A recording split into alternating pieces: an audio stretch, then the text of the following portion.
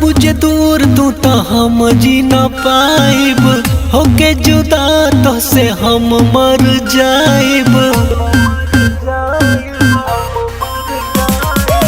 कर बुझे दूर तू तो हम जी न पाइब, होके जुदा तो से हम मर जाइब।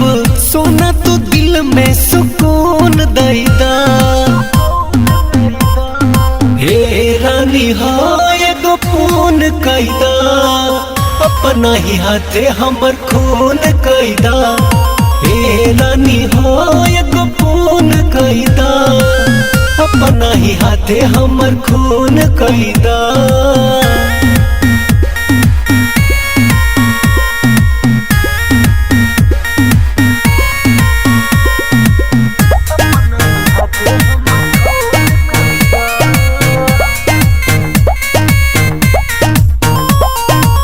मिले के जना रहे ता काहे के वादा कैलू, रहे पूरा ना करे के काहे के आधा कैलू। ए रानी हो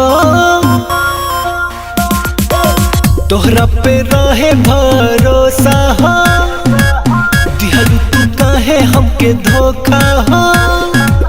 छेद छेद कर जवा के सुन कैदा,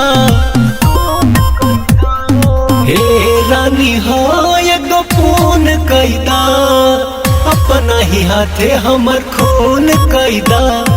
हे रानी हो एगो फोन कैदा, अपना ही हाथे हमर खून कैदा।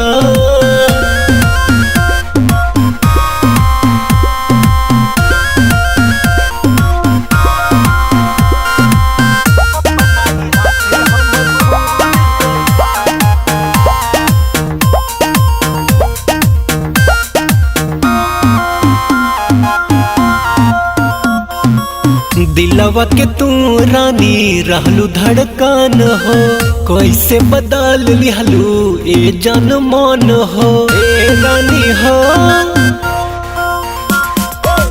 तनिको सा हमरा के होश न होई, कसहू मुआदा तोहर दोष न होई।